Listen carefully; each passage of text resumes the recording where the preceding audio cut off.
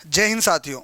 हमने जो टॉपिक शुरू किया था 12th का इलेक्ट्रोस्टैटिक्स वाला, तो उम्मीद कर रहे हैं कि उसका जो पहले चैप्टर के आपने 2 वीडियो देखे होंगे और वो आपको समझ में बहुत अच्छे से आए होंगे। उसके अलावा जो कैपेसिटी है और पोटेंशियल है वो टॉपिक भी आप बहुत जल्द उसके वीडियो देखेंगे और उम्मीद कर रहे हैं कि वो भी आपको अच्छे ही लगेंगे। ठीक है, आज हम लोग सोच रहे थे कि कुछ क्वेश्चंस आपको करवा देते हैं ताकि आपको ये लगेगा कि जितना पढ़ा है उसमें से कितने क्वेश्चन आप उस पढ़ने के बाद कितने क्वेश्चंस आप बना पा रहे हो।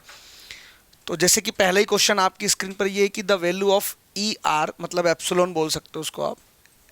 ये क्या है आपका एप्सिलॉन, क्या पढ़ते हैं इसको हम लोग, एप्सिलॉन। अगर आपको याद हो रहा तो हमने जब कूलम्ब्स लॉ पढ़ा था उसमें ये फॉर्मूला आया था 1/एप्सिलॉन नॉट Q1 Q2, ठीक है, अपॉन में आर स्क्वायर। तो ये एप्सिलॉन दिख रहा है आपको, ठीक है। इसी की यहाँ पर चर्चा हो रही है। जब ई आर की वैल्यू आपसे पूछ लिया जाता है कि इस एयर के अंदर इसकी वैल्यू कितनी है, ठीक है, तो अलग अलग जगह के लिए मीडियम, जैसे अलग अलग मीडियम के लिए अलग होती है, वाटर के लिए अलग है, मेटल के लिए अलग है और एयर के लिए इसकी वैल्यू अलग है। तो अभी जब हम क्वेश्चन जैसे से आते जाएंगे तो आपको बताते चलेंगे कि भैया एयर अगर आपसे पूछा गया तो कितना आंसर आएगा या बाकी के लिए कितना कैसे क्या रहेगा, ठीक है।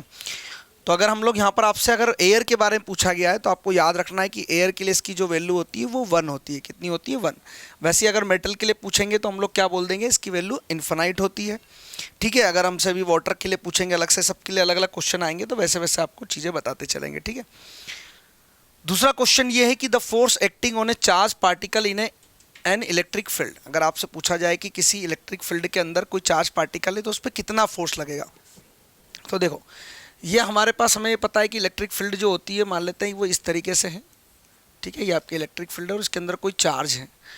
तो सीधी सी बात है कि फोर्स की अगर आप इलेक्ट्रिक फील्ड की डेफिनेशन देखोगे तो वो क्या थी कि एक यूनिट चार्ज पर कितना फोर्स लगता है वही उसका क्या कहलाती है, इलेक्ट्रिक फील्ड कहलाती है। और अगर मैं क्रॉस मल्टीप्लाई कर दूंगा तो ये मेरा कितना हो जाएगा, वैल्यू Q0 इंटू ई हो जाएगी। तो जैसे अगर आपसे वहाँ पर एप्सिलॉन आर की जब हम लोग बात कर रहे थे, ये रिलेटिव परमिटिविटी होती है। इसका एक्चुअल में मीनिंग क्या होता है कि किसी मीडियम में लाइंस ऑफ फोर्स कैसे बिहेव करती है, मतलब इसका फोर्स का इस पर क्या इफेक्ट पड़ता है। तो आप देख रहे हो कि ये इन्वर्सली प्रोपोर्शनल होती है। कैसा होता है ये एप्सिलॉन जो होता है वो कैसा होता है, इन्वर्सली प्रोपोर्शनल होता है। इसका मतलब ये हो जाता है कि इससे कुछ तो फर्क पड़ता होगा फोर्स पर। जो भी यहाँ मीडियम लोगे आप, एयर लोगे, ठीक है, अगर आप यहाँ एयर रख रहे हो या कोई और मीडियम रख रहे हो, ठीक है, तो उसकी वजह से उस फोर्स के बीच में क्या इफेक्ट पड़ेगा, कम होगा ज़्यादा होगा, उसके बारे में वहाँ पर चर्चा थी। तो वैसे यहाँ पर आप क्या देख रहे हो कि जो फोर्स लगेगा वो कितना हो जाएगा, Q0 ई हो जाएगा। ये इलेक्ट्रिक फील्ड की डेफिनेशन से भी आप समझ सकते थे, ठीक है। तो अगर मैं इसका आंसर देखूंगा तो वो क्या आ जाएगा, Q ही आ जाएगा। मतलब सेकंड का आंसर क्या हो गया आपके पास, पहला वाला। तीसरा देखते हैं, SI of electric flux the unit is, या SI यूनिट होना चाहिए था। इसका सही क्वेश्चन क्या रहता है, विद्युत फ्लक्स का SI मात्रक, ठीक है, SI unit of electric flux. तो मुझे जहाँ तक जानकारी है, हमने जब फ्लक्स वाला टॉपिक पढ़ा था तो उसमें 2 तरीके के फॉर्मूले पढ़ते हैं हम। तो एक तो पढ़ते हैं EDS कोस थीटा और एक हम लोग पढ़ते हैं flux equal to Q upon में एप्सिलॉन नॉट। ये 2 फॉर्मूले मैंने आपसे डिस्कस किए थे। उसमें अगर मुझे फॉर्मूला बनाना हो तो एक तो इलेक्ट्रिक फील्ड का फॉर्मूला बना सकते हैं हम लोग। इलेक्ट्रिक फील्ड क्या होती है, वोल्टेज अपॉन में लेंथ होती है एक तो, है ना, और ये एरिया हो गया आपके लिए। तो अगर मैं इसकी यूनिट बनाने जाऊंगा तो इसके लिए क्या होती है, वोल्ट, और लेंथ के लिए क्या हो जाती है, मीटर, और एरिया के लिए क्या हो जाएगी, मीटर स्क्वायर। तो 1 मीटर से 1 मीटर अगर आप कैंसिल करोगे तो आंसर क्या आ जाएगा, वोल्ट मीटर। तो ये देखो, अगर आप चेक करोगे तो ये सी वाला आपको यहाँ पर ऑप्शन मिल जाएगा। क्या मिलेगा, वोल्ट इंटू मीटर, ठीक है ना। तो इस तरीके से आप इन चीज़ों को आप याद रख सकते हो। तो इसका आंसर जो आएगा वो सी वाला हो जाएगा। और देखते हैं फोर्थ वाला क्या आ गया, which of the following values of in n is not possible in the relation of Q equal to n e. तो अगर हमने एक टॉपिक पढ़ा था क्वांटाइजेशन ऑफ चार्ज, क्या पढ़ा था हमने, क्वांटाइजेशन ऑफ चार्ज, अगर याद आ रहा हो तो एक टॉपिक पढ़ा था क्वांटाइजेशन ऑफ चार्ज, जो कि क्या होता है कि किसी अगर ऑब्जेक्ट बोल सकते हो जिसको हमने कोई चार्ज दिया है तो उसके पास कितना चार्ज रहेगा वो किस पे डिपेंड करता है कि उसके पास कितने इलेक्ट्रॉन है। और एक इलेक्ट्रॉन पे हमें चार्ज पता ही होता है 1.6 इंटू 10⁻⁻19 कूलम। तो जितने नंबर ऑफ इलेक्ट्रॉन्स होंगे उनका हम मल्टीप्लाई कर लेंगे। तो सीधी सी बात है, हमने वहाँ पर क्या लिखा था कि जो n होता है वो एक इंटीजर नंबर होता है, 1 2 3 4 कुछ भी नंबर हो सकता है वो। तो अगर 1 2 3 4 ऐसा कोई नंबर हो रहा है, इसका मतलब वो कोई डेसिमल में तो वो आएगा नहीं, मतलब 4.2 या 3.2 ऐसा कोई नंबर तो आ नहीं सकता। इसलिए इसका सही आंसर क्या हो जाएगा, सी, कि वो संभव नहीं है बोला गया, नॉट पॉसिबल बोला गया था, इसलिए वो रखा गया है, ठीक है। फिफ्थ में बोला है the surface density of charge is equal to, आवेश का पृष्ठ घनत्व किसके बराबर होता है।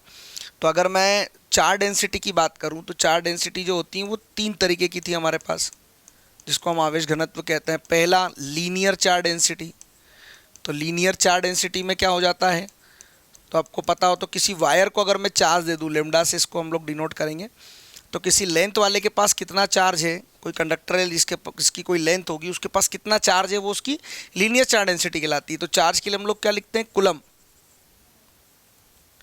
चार्ज के लिए हम लोग क्या लिखते हैं, कूलम, और इसके लिए क्या लिखते हैं, मीटर। तो इसकी यूनिट क्या बन जाती, कूलम पर मीटर।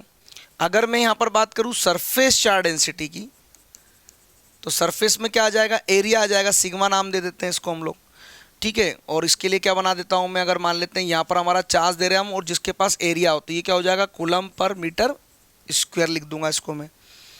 थर्ड अगर मैं बात करूँ वॉल्यूम के लिए, वॉल्यूम चार्ज डेंसिटी, तो ये क्या हो जाएगा कि कोई चार्ज कितने वॉल्यूम में रखा हुआ है। चार्ज के लिए कूलम यूज़ करते हैं, इसके लिए मीटर क्यूब यूज़ करते हैं। तो अब तीन में से मेरे पास जितना भी कुछ बन पा रहा होगा तो हम देख लेंगे।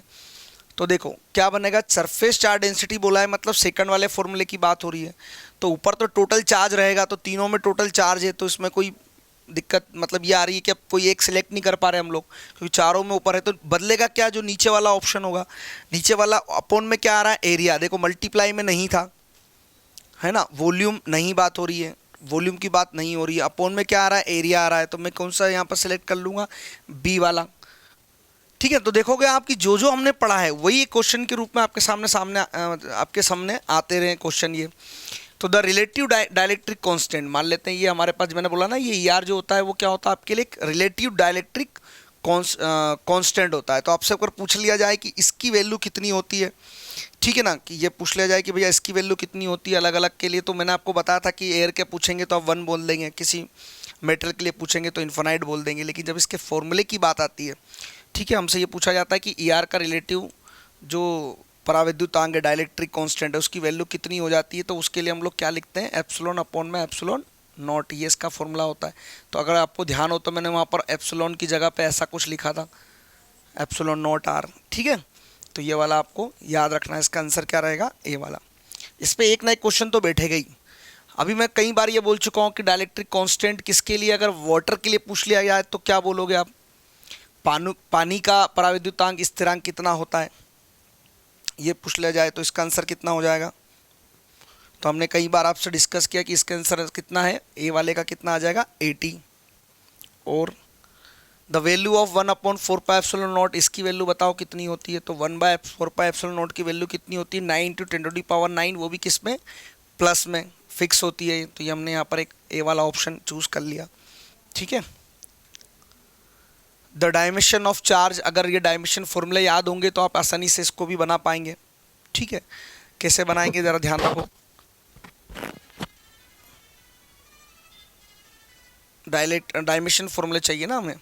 तो देखो 3 याद रखा करो, मास के लिए हम लोग यूज़ करते हैं M, लेंथ के लिए हम लोग यूज़ करते हैं L, और टाइम के लिए हम लोग यूज़ करते हैं T, ठीक है। अब इसको ज़रा बना के देखते हैं हम लोग। तो मेरे पास इलेक्ट्रिक चार्ज का फॉर्मूला क्या है, इलेक्ट्रिक चार्ज या इलेक्ट्रिक करंट ले लेता हूँ पहले। इलेक्ट्रिक करंट का फॉर्मूला क्या है मेरे पास, I = Q/T। तो अगर मैं देखूँगा कि Q की वैल्यू चाहिए तो वो कितना हो जाएगा, I × T। तो यहाँ पर I कितना है, एम्पियर लेते हैं, टाइम के लिए T लिखते हैं, तो ये कितना हो गया मेरे पास, 80। तो यहाँ पर मैंने क्या लिख लिया, 80, ये मेरा आंसर हो गया A. The unit of epsilon naught, अब 1/4πε0 Q अपॉन में R², इसका फॉर्मूला है E = F = Q1 Q2, ठीक है। तो एप्सिलॉन पूछेंगे तो एप्सिलॉन निकाल लेंगे हम लोग, 4πF हो जाएगा, यहाँ हो जाएगा Q1 Q2 अपॉन में R²। तो ये कितना हो जाएगा, चार्ज के लिए कूलम का स्क्वायर, फोर्स के लिए न्यूटन, और डिस्टेंस के लिए क्या हो जाएगा, मीटर²। तो ये कहीं दिख रहा है क्या, या फिर इसको अगर इस तरीके से अरेंज करोगे तो न्यूटन ये माइनस का हो जाएगा, ये भी माइनस का हो जाएगा, और कूलम प्लस का आ जाएगा। कुछ ऑप्शन में दिख रहा हो तो बताओ, पावर वाला तो कोई माइनस में दिख नहीं रहा है, ठीक है। तो एप्सिलॉन नॉट का अगर सही आंसर होता तो वो क्या लिखना पड़ता हमें, कि कूलम का स्क्वायर, ठीक है, और न्यूटन मीटर², ये दोनों नीचे आते, ठीक है, तो ऑप्शन में तो कहीं दिख नहीं रहे, तो इसको अलग से ही मैं आपको लिखवा देता हूँ। ठीक है, इसका मतलब अगर ये वाला ऑप्शन होता तो यहाँ पर क्या होता -1, यहाँ भी क्या होता -2। ठीक है, तो फिर ये सही आंसर हो जाता। नेक्स्ट पे चलते हैं। The dielectric force between two charge particle at a distance is F if the distance between them is half, then the value of electrical force will be. अब हमने क्या करा, दो कोई फोर्स हमारे पास इलेक्ट्रिकल 1/4πε0 Q1 Q2 अपॉन में R²। हमसे क्या बोला गया, इसकी डिस्टेंस आपको हाफ करनी है। तो एक काम करते हैं, नया फोर्स ऐसा आ रहा है जिसकी डिस्टेंस क्या कर दी जा रही है, हाफ कर दी जा रही। तो मैंने यहाँ R/2 का क्या लिख दिया, होल स्क्वायर। ठीक है, तो ये R/2 है, सीधी सी बात है, अपॉन के भी अपॉन में। इसका मतलब जब ये ऊपर जाएगा तो क्या हो जाएगा, स्क्वायर होगा एक तो 4 हो जाएगा, और ऊपर जाएगा तो मल्टीप्लाई में चला जाएगा। बाकी एज इट इज सब चीज़ें ऐसी लिख दो। अब ये वाला फोर्स का, पुराने वाले फोर्स का फॉर्मूला बन गया, तो 4 × F हो गया, तो ये क्या हो गया आपका 4 टाइम्स हो गया ना। सीधी सी बात है, हमें यूँ भी पता था कि डिस्टेंस कम कर देंगे तो फोर्स इंक्रीज हो जाएगा। When an object is charge, अगर मैं किसी ऑब्जेक्ट को चार्ज करता हूँ तो उसके मास पे क्या इफेक्ट पड़ेगा। तो सीधी सी बात है, किसी को चार्ज करने का मतलब क्या होता है, अगर कोई पॉजिटिव चार्ज है मतलब इलेक्ट्रॉन बाहर निकल गया, अगर किसी पे नेगेटिव चार्ज है इसका मतलब उस पर इलेक्ट्रॉन आ गया है।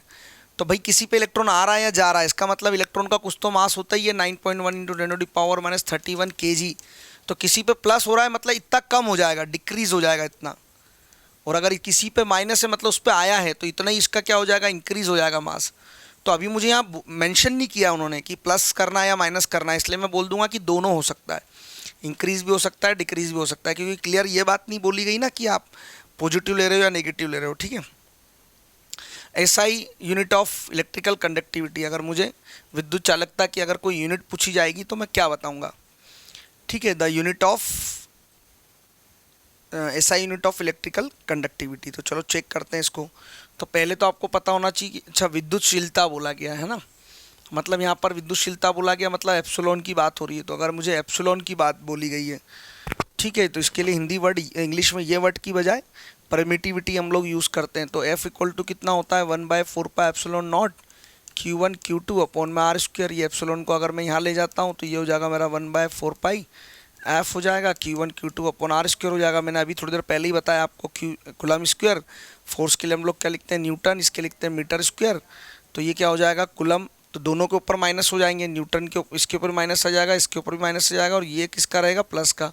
तो जैसे ही देखो पहला वाला ऑप्शन, तो पिछले वाले में क्या ऑप्शन इतने सही बने हुए नहीं थे इसलिए वहाँ पर प्रॉब्लम आ रही थी, वरना ये सही आता। ठीक है, कूलम फोर्सेस, कूलम किस तरीके का फोर्स होता है, तो सेंट्रीपिटल फोर्स होता है, इलेक्ट्रिकल फोर्स होता है, दोनों तरीके का फोर्स होता है, इनमें से कोई नहीं। तो सीधी सी बात है, कूलम फोर्स इलेक्ट्रिकल के बारे में बात करता है और सेंट्रीपिटल फोर्स के बारे में बात करता है, क्योंकि सेंटर की तरफ लगता है। ठीक है, न्यूक्लियस में जो एटम है अपना टोटल ओवरऑल, जो इलेक्ट्रॉन होता है न्यूक्लियस की तरफ डाइवर्ट होता है। If the uniform electrical field exist along the x axis then the equipotential will be. अगर कोई यदि समरूप विद्युत क्षेत्र एक्स अक्ष की दिशा में विद्यमान है तो समविभव पृष्ठ जो होता है वो कितने डिग्री पे होता है ना। क्या आएगा इसका आंसर कि कितने डिग्री पे होता है वो। तो देखो पहला बोला गया एक्स वाई प्लेन में होता है, मतलब उसी डायरेक्शन में होता होगा, एक्स जेड प्लेन में होता होगा या वाई जेड में होता होगा। ठीक है, तो हमेशा याद रखना कि जो इक्विपोटेंशियल सरफेस होती है परपेंडिकुलर होती है, तो जो प्लेन नहीं दिया है उसके उसमें होगा ये। अगर एक्स एक्सिस बोला है तो आप क्या बोल दोगे, वाई जेड प्लेन। ठीक है, अगर वाई पूछते तो फिर एक्स जेड प्लेन बोल देते हम लोग। ठीक, ये वाला देखो, quanta of electric charge ESU is in the unit of, कितनी वैल्यू होती है क्वांटा की, विद्युत आवेश का क्वांटक ESU, तो इसका क्या मात्रक में कितनी वैल्यू होती है, ESU में अगर निकालने जाएंगे तो इसकी वैल्यू कितनी होती है। देखो इसको, quanta of electric charge ESU में कितनी वैल्यू होती है, तो इसकी वैल्यू कितनी होती है ये याद रख लेना। ठीक है, 4.78 × 10⁻⁻10। हालांकि ऐसे कोई क्वेश्चन कभी पूछे नहीं गए, पर कभी पूछ लिए जाए तो आपको पता होना चाहिए। स्टैटिक इलेक्ट्रिकल फील्ड क्या बनाती है, स्थिर विद्युत क्षेत्र क्या होता है, एक कंजर्वेटिव होता है, नॉन कंजर्वेटिव होता है। तो देखो कंजर्वेटिव का मतलब हो जाता है कि ये डिपेंड नहीं करता कि कॉन्टेक्ट डिपेंड नहीं करता, मतलब कॉन्टेक्ट में हो या नहीं हो तो भी ये लग ही जाता है, इसलिए हम लोग इसको क्या मानते हैं, कंजर्वेटिव। नॉन कंजर्वेटिव क्या होता है, जिसमें आपको कॉन्टेक्ट में रहना जरूरी है, जैसे कि फ्रिक्शन फोर्स होता है, मसल्स फोर्स होता है वैसे। विच of the following is a constant ratio for a singular conductor. एक कांकी चालक के लिए निम्न में से कौन सा अनुपात अचर रहता है? ठीक है, तो V इक्वल टू होता है मेरे पास W अपॉन Q। तो अगर मैं यहाँ से W की वैल्यू निकालूँ तो दोनों का मल्टीप्लाई हो जाएगा। तो गिवन चार्ज पोटेंशियल डिफरेंस देगा, आवेश और विभवांतर ये रहता है। Following is a constant singular conductor. किसी कंडक्टर के अंदर V डायरेक्टली प्रोपोर्शनल I वाला वो तो पूछेंगे नहीं, क्योंकि यहाँ पर क्या है, करंट आ रहा है और अपना जो चैप्टर आ रहा है वो करंट वाला नहीं है। तो और देखते हैं। ठीक है, तो सीधी सी बात है कि यहाँ पर ये पूछा जा रहा है आपसे कि क्या विच of the following is the constant ratio. तो अगर इसके अंदर अभी चैप्टर हमने हालांकि पढ़ा नहीं है, पर ये ऐसा कुछ आता है कि जो कैपेसिटी होती है वो किसी भी कंडक्टर के लिए फिक्स होती है। क्या होती है? फिक्स होती है। तो जब आप Q और V का रेशो निकालोगे तो आपको एक कांस्टेंट वैल्यू मिलेगी, जिसी को हम लोग क्या कहते हैं, कैपेसिटी कहते हैं। ठीक है, 1 कूलम चार्ज इक्वल टू, एक कूलम में कितने चार्ज होते हैं। अगर एक तुमसे पूछ लिया जाए कि एक कूलम में कितने चार्ज होते हैं, तो वो कितने होते हैं, 3 × 10⁻⁻⁻⁴ चार्ज 9 ESU में। ठीक है, electron system unit. Electric field intensity at any point at the surface of A charge conductor. किसी चालक की सतह किसी बिंदु पर तीव्रता कितनी होती, कैसी होती है? शून्य होती है। इलेक्ट्रिक फील्ड इंटेंसिटी किसी भी पॉइंट पर सरफेस पर कैसी होती है, परपेंडिकुलर होती है उसकी सतह के, हमेशा कैसी होती है, परपेंडिकुलर। ठीक है। If a hollow spherical conductor is charge positively then the potential inside. यदि किसी खोखले गोले चालक को धनावेशित किया जाए तो उसके भीतर विभव हमेशा सेम ही रहता है। ठीक है, तो क्या बोल देंगे, नेगेटिव रहेगा नहीं, पॉजिटिव रहता है, पॉजिटिव रहता है, आइडेंटिकल रहता है, हमेशा सेम रहता है। When a shop bubble charge, अगर मैं एक सॉप बबल को चार्ज करूं, जैसे मान लेते हैं वो पॉजिटिव भी चार्ज हो सकता है, नेगेटिव चार्ज भी हो सकता है। तो यहाँ पर क्या लगेगा, एक दूसरे को ये रिपेल करने लगेंगे, इस तरीके से दूर दूर करने लगेंगे, ये इसको दूर दूर करने लगेगा, उसकी वजह से ये क्या करने लगेगा, फैलने लगेगा। ये क्या करने लगेगा, ये फैल जाएगा। ठीक है, और इसके फैल जाने की वजह से इसकी साइज़ क्या हो जाएगी, बढ़ जाएगी। इसलिए हम लोग यहाँ पर क्या वर्ड यूज़ करेंगे, ये इंक्रीज हो जाएगा। ठीक है, SI unit of electric dipole moment की अगर मैं बात करूँ तो इलेक्ट्रिक डाइपोल मोमेंट को हम लोग 2QL से रिप्रेजेंट करते हैं। तो यहाँ पर Q क्या है, कूलम, और ये क्या है, मीटर। तो कूलम मीटर कहीं दिख रहा होगा, पहला ही ऑप्शन, तो यहाँ पर हमने टिक लगा दिया, कूलम मीटर। ठीक। The initial velocity of an electron entering the electric field is in the direction different from that of the electric field. The path of electron in electric field will be. अगर कोई charge है जो किसी velocity से अंदर enter करेगा तो वो कैसा पाथ बनाता है, इसे याद रखना, ये पैराबोला बनाता है। क्या बनाता है, क्योंकि उस पर फोर्स तो लगेगा ही, F = QE, तो इसका जो रास्ता होगा वो पैराबोलिक होगा। अगर मुझे एप्सिलॉन नॉट की अगर डायमेंशन फॉर्मूला पूछा है तो मैं बना लूँगा। तो बनाते समय क्या करोगे, Q1 Q2 अपॉन R²। तो एप्सिलॉन ये हो गया कूलम का स्क्वायर, न्यूटन मीटर स्क्वायर, है ना। तो अगर मैं चार्ज के लिए देखूँ तो मैं चार्ज के लिए लिखता हूँ AT का होल स्क्वायर, न्यूटन मतलब फोर्स MLT-2, मीटर स्क्वायर मतलब L का स्क्वायर।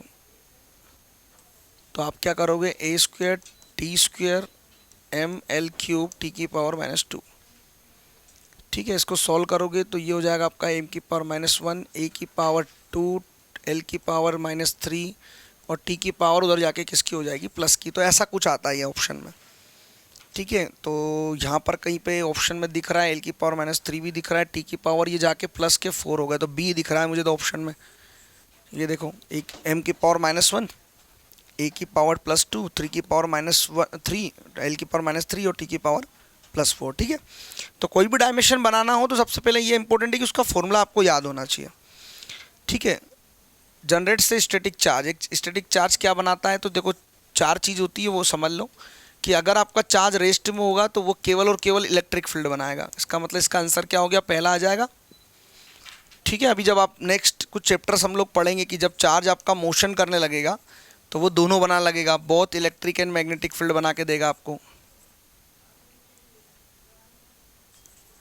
दोनों बना के दे देगा ये। ठीक है, लेकिन अगर आपसे बोल देगा कि एक्सीलरेटेड, अगर करंट कैरिंग कंडक्टर है, कैसा है, करंट कैरिंग कंडक्टर, कोई कंडक्टर ऐसा है जिसके अंदर करंट फ्लो हो रहा है, तो वो आपको ओनली मैग्नेटिक फील्ड बना के देता है। क्या बना के देता है, ओनली मैग्नेटिक फील्ड।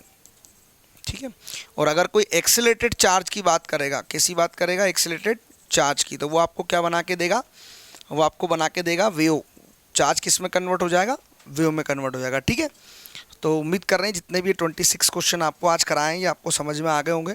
तो नेक्स्ट क्लास में फिर वापस हम लोग 25 के समथिंग कुछ क्वेश्चंस करेंगे। तो पहले हम लोग सिलेबस चैप्टर वाइज कुछ सिलेबस करते चलेंगे और फिर उसके ही कुछ क्वेश्चन आपको 25 क्वेश्चन करा देंगे। ठीक है, चलिए तो नेक्स्ट क्लास में मुलाकात करेंगे, तब तक के लिए जय हिंद।